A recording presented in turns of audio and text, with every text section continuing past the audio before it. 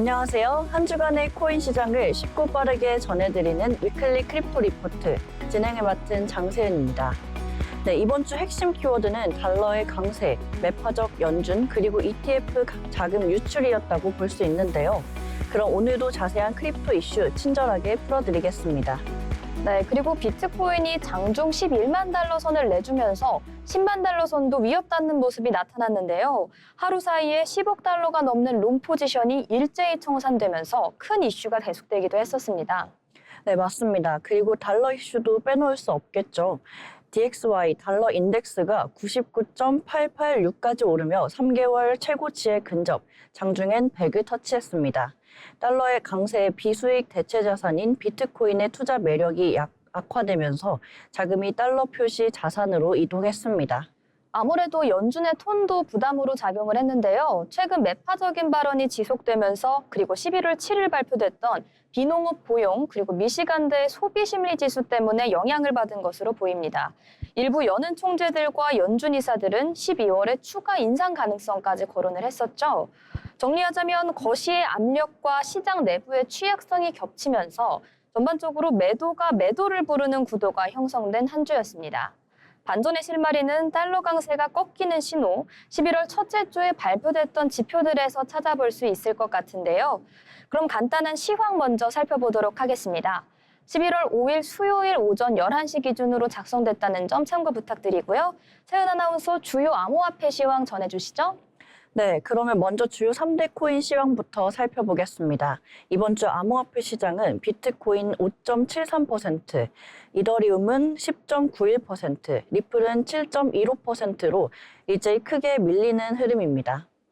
네, 다음으로는 주요 알트코인들의 시황도 간단히 살펴보도록 하겠습니다.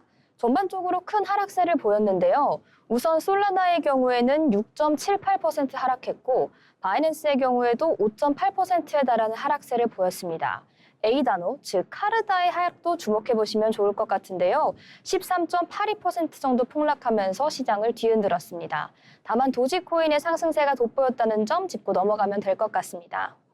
이렇게 대략적인 시황까지 살펴봤고 다음으로는 이번 주에 있었던 주요 코인 이슈 전해드리도록 하겠습니다. 세은 아나운서, 이번 주 가상화폐 시장에선 어떤 일들이 있었을까요? 네, 다음 소식은 리플과 솔라나 간의 데이터 공방입니다. 최근 암호화폐 시장에서 두 프로젝트가 거래량 활성 계정수를 둘러싸고 치열한 신경전을 벌이고 있는데요. 먼저 발단은 솔라나 재단의 마케팅 책임자 비브 노르비의 발언이었습니다. 그는 XRP 레저, 즉 XRPL이 솔라나보다 100배 낮은 거래량을 기록하고 있다며 리플 생태계의 성장세가 매우 더디다고 공개적으로 지적했는데요. 구체적으로 XRPL의 일일 활성 계정은 약 2만 5천 개, 솔라나는 250만 개로 약 100배 차이입니다. 일일 거래량 역시 150만 건대 1억 건으로 대조적이라고 밝혔습니다. 또한 스테이블 코인 거래 규모만 봐도 XRPL은 월 500억에서 600억 달러, 솔라나는 10월 한 달에만 2조 달러를 돌파했다고 지적했습니다. 수치만 보면 꽤 큰 차이인데요. 네, 이에 XRP 지지자들은 즉각 반발했습니다. 특히 커뮤니티 멤버 브랜든 잭슨은 메사리의 최신 보고서를 근거로 XRPL의 활성 계정은 실제로 7만 5,600개, 신규 주소는 분기별 46% 증가했다고 반박했습니다. 또한 일일 결제 건수가 100만 건 이상, 총 거래의 55%에서 60%가 실사용 결제 건이라면서 솔라나처럼 보시나 개인 트레이더 중심이 아니라 기관 중심의 안정적인 생태계라고 주장했습니다. 즉 거래량은 적지만 품질이 다르다라는 논리입니다. 하지만 이 논쟁의 근본에는 SEC 소송도 한몫하고 있는데요. XRP 측은 2020년부터 이어진 SEC와의 소송이 성장 정체의 가장 큰 원인이라고 지적했습니다. 반면 일부 분석가들은 소송 탓만 할 수는 없다며 리플이 결제 효율성에만 초점을 맞추다 디파이 대응이 늦었다고 평가했죠. 하지만 최근 XRPL의 퍼스트 레저 출시 이후 온디맨드 유동성 서비스가 확대되면서 2025년 2분기 결제 규모가 무려 1조 3천억 달러를 돌파했다고 합니다. 이는 XRPL이 기관 거래에 최적화된 플랫폼으로 다시 주목받을 수 있다는 신호로 해석되고 있습니다. 결국 핵심은 누가 더 성장하느냐입니다. 솔라나는 거래량과 참여자 수에서 우위를 점하고 있지만 XRP는 결제 안정성과 보안성, 기관 수요라는 강점을 내세우고 있죠. 노르비는 XRPL이 진정한 혁신을 이루려면 기술 개선이 필수라고 경고했고, 잭슨은 기관 결제가 늘고 있어서 데이터는 곧 반등할 것이라며 자신감을 보였습니다. 요약하자면 솔라나는 규모와 속도를, 리플은 신뢰와 효율을 강조하는 구조입니다. 결국 향후 디파이 확장과 실제 거래 데이터의 추이, 그리고 SEC 소송의 완전한 해소 여부가 리플의 재평가를 결정짓게 될 전망입니다. 네, 이어서 무아 아나운서 다음 소식 전해주시죠. 네, 제가 다음으로 준비한 소식, 바로 트럼프 대통령의 논란의 사면과 관련된 소식입니다. 트럼프 대통령이 최근 세계 최대 암호화폐 거래소의 수장이죠. 바이낸스의 창업자 자오 창펑을 사면했는데요. 이 결정을 둘러싼 대가성 논란이 정말 뜨거웠습니다. CBS와의 인터뷰에서 트럼프는 어떻게 답변했을까요? 그리고 이 사면에 숨어있는 내면은 무엇인지 지금부터 샅샅이 살펴보도록 하겠습니다. 먼저 사면의 주인공부터 알아봐야 할 것 같은데요. 바이낸스의 창업자 자오 창펑은 세계 최대 암호화폐 거래소의 창업자라 볼 수 있습니다. 그런데 2023년 11월 미국 법무부는 바이낸스와 자오 창펑을 자금 세탁 방지법 위반, 그리고 국가 비상경제권법 위반 등의 혐의로 기소했습니다.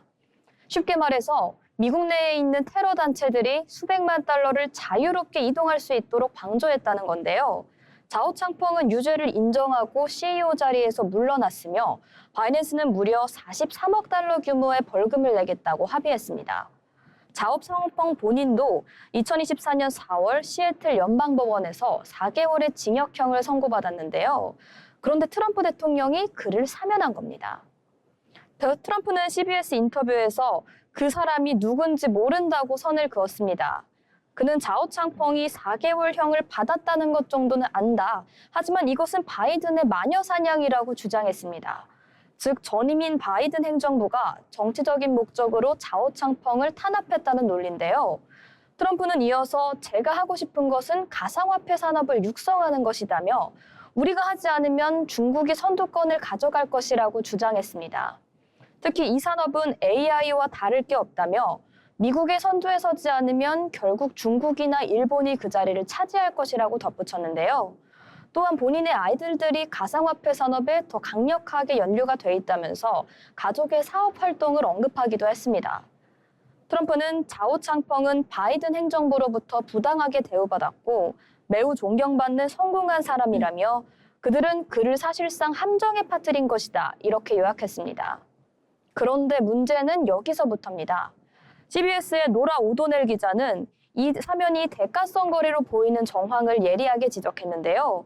핵심을 요약하자면 우선 2025년 바이낸스는 아부다비 국부 계열의 투자 펀드로부터 MGX에게 20억 달러 규모의 투자를 유치했습니다. 그런데 이 투자금의 결제 수단이 바로 트럼프 일가의 가상화폐 기업인 월드리버티 파이낸셜이 발행한 스테이블 코인이죠. USD1이었습니다. 즉 MGX가 USD1을 20억 달러어치 매입을 했고 그 돈으로 바이낸스에 투자를 한 셈인데요. 요약하자면 트럼프 일가의 코인이 20억 달러 규모로 거래됐고 그 돈이 바이낸스의 투자로 이어지면서 그리고 트럼프가 바이낸스의 창업자를 사면한 구조와 맞물리면서 이게 대가성 거래가 아니냐, 이런 지적이 이어진 겁니다. 이에 대해 트럼프는 어떻게 말했을까요? 앞서 말씀드린 것처럼 나는 아무것도 모른다는 기조를 연속하고 있습니다. 재차 대가성을 부인했는데 이어 저는 단 한 가지, 가상화폐 분야에서 우리가 1위가 될 수 있느냐 없느냐 그 여부에만 관심이 있다고 입장을 밝혔습니다. 기자가 이번 사면이 부패한 것처럼 보이는 것에 대한 우려는 없는지 질문했지만 트럼프는 이렇게 답했습니다. 그건 뭐라고 말하기 어렵지만 신경 쓰지 않는다. 그냥 자리를 떠날 수도 있었지만 이 질문에 답한 것 자체를 자랑스럽게 생각한다고 말입니다. 정리하자면 트럼프는 자오 창펑의 사면을 바이든의 마녀 사냥으로 정당화했고 하지만 20억 달러 규모의 USD1 거래와 사면 시점이 맞물리면서 대가성 논란이 일었습니다. 하지만 이에 대해서는 모른다, 신경 쓰지 않는다는 기조를 밝히고 있는데요. 백악관 대변인 역시 트럼프 대통령은 헌법상 권한을 행사했을 뿐이라며 바이든 행정부가 과도하게 기소한 상황이라고 온호했습니다. 결국 이번 사면은 트럼프 행정부의 암호화폐 사업 육성 의지 그리고 가족 사업과의 이해관계가 교차하는 지점에서 발생한 논란입니다. 미국이 암호화폐 산업에서 주도권을 잡기 위한 전략인지 아니면 정치적, 경제적 이해관계가 얽혔기 때문인지 앞으로 관련 이슈 주목해보시면 좋을 것 같습니다. 그럼 세은 아나운서 다음 뉴스 전해주시죠. 네, 다음 소식입니다. 이번엔 암호화폐 시장의 또 다른 충격 이슈, 이더리움 해킹 사태입니다. 시가총액 2위인 이더리움이 단 하루 만에 7% 급락하면서 시장이 크게 흔들렸는데요. 무려 1억 달러 규모의 해킹 사건이 그 배경으로 지목됐습니다. 이더리움은 미 동부 시간 11월 4일 오후 기준 3,578달러 선에 거래되며 24시간 전보다 7% 하락했습니다. 지난 8월 기록한 최고가 4,953달러와 비교하면 약 28% 낮은 수준입니다. 가격 급락의 원인은 디파이 프로토콜, 밸런서 해킹 사건으로 분석됩니다. 이번 공격으로 1억 달러, 하나 약 1,400억 원 규모의 디지털 자산이 유출된 것으로 전해졌습니다. 네, 밸런서는 중앙 기관 없이 이용자끼리 직접 거래하고 예치하는 피어-투-피어 방식의 디파이 플랫폼인데요. 보안회사 사이버스 CEO 데디 레비스는 접근 제어 메커니즘이 침해돼 공격자가 잔액을 직접 조작할 수 있었다고 설명했습니다. 이더리움 급락 여파는 시장 전체로 번졌습니다. 같은 시간 비트코인도 3.37% 하락, 10만 6,470달러 선에서 거래됐습니다. CNBC와 블룸버그는 이번 조정이 단순 해킹 여파를 넘어서 지정학적 불확실성과도 맞물려 있다고 분석했는데요. 도널드 트럼프 대통령이 지난달 중국의 히토류 수출 제한 조치에 대한 보복성 관세를 예고한 이후에 투자자들이 가상화폐에서 금 등 안전자산으로 이동하는 흐름이 이어지고 있습니다. 결국 지난달 말 부산에서 열린 미중 정상회담을 통해 무역 갈등이 잠정 봉합되긴 했지만 시장은 여전히 긴장을 늦추지 못하는 분위기입니다. 정리하자면 이더리움은 1억 달러 해킹 사태로 신뢰 타격, 그리고 비트코인은 미중 무역 갈등 재발 우려 속에 투자 심리가 위축됐고 시장 전반은 리스크 회피 모드로 전환된 모습입니다. 네, 전문가들은 이번 해킹이 단순 사건을 넘어 디파이 보안 구조의 근본적 허점을 다시 한번 드러낸 계기라고 지적합니다. P2P 기반 디파이 플랫폼에 대한 보안 강화 움직임이 당분간 시장 핵심 이슈가 될 것으로 보입니다. 또한 금리 인하 기대가 여전히 불투명한 가운데 안전자산 선호 심리가 이어질 경우 단기적으로 암호화폐 시장의 변동성은 더 커질 가능성이 있습니다. 네, 이더리움 해킹 사태는 단순한 기술적 사고가 아니라 디파이 신뢰도와 시장 심리를 모두 흔든 충격파였습니다. 보안 강화와 제도적 안정성이 확보되지 않는다면 탈중앙화의 자유는 언제든 무방비의 리스크로 바뀔 수 있다는 점, 이번 사건이 우리에게 던지는 가장 큰 교훈입니다. 네, 다음으로 노무아 아나운서의 뉴스 전해드리겠습니다. 네, 제가 오늘 준비한 마지막 소식까지 전달해 드리도록 하겠습니다. 베네수엘라 정부의 충격적인 암호화폐 돈 세탁 스캔들인데요. 국제투명성기구가 발표한 보고서에 따르면 니콜라스 마두로 베네수엘라 정부는 암호화폐를 이용해 무려 24조 5천억 원 규모의 돈 세탁을 자행했다고 합니다. 서방의 경제 제재를 피하기 위한 수단이었는데 이게 어떻게 국가 차원의 부패 시스템으로 변질됐는지 그 자세한 사항을 살펴보려고 하는데요. 먼저 이 이야기는 2018년으로 거슬러 올라갑니다. 베네수엘라는 세계에서 처음으로 정부 주도로 한 암호화폐를 발행했는데요. 바로 페트로입니다. 마두로 정부는 페트로를 원유를 담보로 한 디지털 주권의 상징으로 내세웠는데요. 베네수엘라는 석유 매장량 세계 1위 국가고 국영 석유 회사인 PDVSA가 이 페트로 프로젝트의 중심에 있었죠. 심지어 암호화폐 자산감독청이라는 별도의 정부 부처까지 설립할 만큼 이 사건에 의욕적이었습니다. 출시 당시 국제사회에서도 높은 관심을 보였습니다. 정부가 직접 발행하는 암호화폐라는 점에서 새로운 실험 그리고 새로운 시도로 주목을 받았던 건데요. 하지만 이내 문제가 드러나기 시작했습니다. 우선 국제투명성기구의 베네수엘라 지부는 33쪽 분량의 보고서에서 페트로의 실체를 폭로했습니다. 페트로는 경제 현대화를 위한 주권형 암호화폐로 소개됐지만 결코 탈중앙화되거나 투명한 암호화폐가 아니었다고 합니다. 결국 행정부가 통제하는 토큰에 불과했고 불투명한 거래와 공금 빼돌리기에 악용됐다고 밝혔는데요. 실제로 페트로는 국영 석유회사의 석유 판매 그리고 유통을 위장하는 수단으로 이용됐습니다. 더 큰 문제는 마두로의 최측근이었던 타레크 엘 아이사미 전 석유부 장관 등이 페트로를 횡령 수단으로 직접 사용했다는 점입니다. 결국 도널드 트럼프 1기 정부는 페트로의 미국 내 거래와 사용을 전면 금지했고 페트로는 논란 속에 사실상 그 자취를 감췄습니다. 디지털 주권은 결국 정부 주도의 부패 시스템으로 전락을 한 건데요. 이렇게 페트로가 몰락한 뒤 베네수엘라 정부는 새로운 수단을 찾았습니다. 2024년부터는 달러 기반 스테이블 코인인 USDC 그리고 테더로 눈을 돌렸는데요. 이번에는 방식이 더 교묘해졌습니다.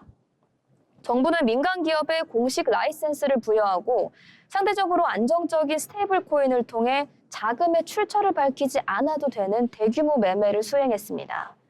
이를 통해 환율 차익을 노린 거래, 그리고 잠재적인 자금 세탁, 마지막으로 서방 경제의 제재를 우회하는 것까지 가능해진 건데요.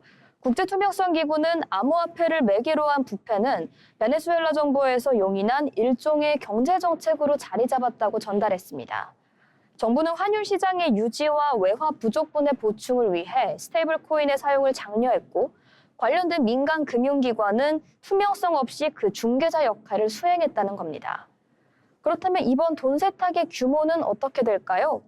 국제투명성기구 베네수엘라 지부는 2017년부터 지금까지 페트로와 같은 암호화폐를 이용한 돈 세탁의 규모를 하나로 약 24조 5천억 원으로 추산했습니다. 서방의 경제 봉쇄를 우회하기 위한 방법으로 석유 대금을 암호화폐로 징수했는데 이 대금이 돈 세탁 과정을 거쳐서 결국 증발했기 때문인데요. 보고서에 따르면 베네수엘라 정부는 2017년부터 최근까지 암호화폐 생태계를 부패하고 정치적으로 통제하며 국제제재 회피 수단으로 활용하려는 의도를 지속적으로 추진해왔다고 밝혔습니다. 정리하자면 2018년 세계 최초로 정부 주도의 암호화폐 페트로를 발표했습니다. 하지만 횡령과 불투명한 거래로 몰락하고 2024년부터는 USDC나 테더 등의 코인을 이용해 왔는데요. 2017년부터 현재까지 총 24조 5천억에 달하는 규모의 돈 세탁이 있었습니다. 베네수엘라의 사례는 암호화폐가 국가 차원에서 얼만큼 악용될 수 있는지를 보여주는 대표적인 예시였습니다. 디지털 주권이라는 명분 아래 실제로는 부패 그리고 제재 회피의 도구로 전락한 셈인데요. 암호화폐의 탈중앙화와 투명성이라는 본래 가치가 정부의 통제 아래선 얼마나 쉽게 왜곡될 수 있는지 그리고 국제사회의 감시와 규제가 왜 필요한지를 일깨워주는 사건이었습니다. 베네수엘라 정부의 암호화폐 정책, 그것은 혁신이 아닌 결국 부패의 디지털화였습니다. 네, 이렇게 오늘도 4개의 크립토 이슈를 짚어봤습니다. 이제 코인 지식과 트렌드를 짚어보는 코인톡 시간으로 넘어가 보려고 하는데요. 무아 아나운서, 오늘 어떤 코인톡 가져오셨을까요? 네, 저는 암호화폐 시장에 입문하신 분들이 가장 헷갈려하는 개념을 다뤄보려고 합니다. 바로 코인과 토큰의 차이인데요. 여러분, 비트코인과 이더리움은 코인이고 유니스왑과 체인링크는 토큰이라고 하는데 대체 어떤 차이점이 있는 걸까요? 이 둘의 차이를 알면 투자 판단에도 큰 도움이 됩니다. 그럼 지금부터 명확하게 정리해드리겠습니다. 먼저 코인부터 알아보자면 코인은 자체 블록체인을 가진 암호화폐를 말합니다. 대표적인 예가 비트코인인데 비트코인은 비트코인 블록체인 위에서 작동을 하죠. 이더리움도 마찬가지입니다. 이더리움 블록체인의 기축 통화가 바로 이 이더라고 보시면 되는데요. 솔라나와 리플 그리고 카르다노 역시 각자의 독립된 블록체인을 갖고 있기 때문에 코인으로 분류가 됩니다. 쉽게 말해 독립된 생태계를 가진 화폐가 코인이라고 하는데요. 코인은 주로 가치의 저장 그리고 네트워크의 운용에 사용됩니다. 비트코인처럼 가치를 전송하거나 이더리움처럼 네트워크 수수료, 가스비처럼 제공을 하는 거죠. 네, 그렇다면 토큰은 무엇일까요? 토큰은 다른 블록체인의 인프라를 활용해 발생된 자산입니다. 예를 들어 보면 유니스왑, 체인링크, 샌드박스 같은 토큰들은 모두 이더리움 블록체인 위에서 작동합니다. 즉, 타인의 생태계 위에서 존재하는 화폐가 토큰입니다. 토큰은 코인보다 훨씬 다양한 기능을 수행하는데요.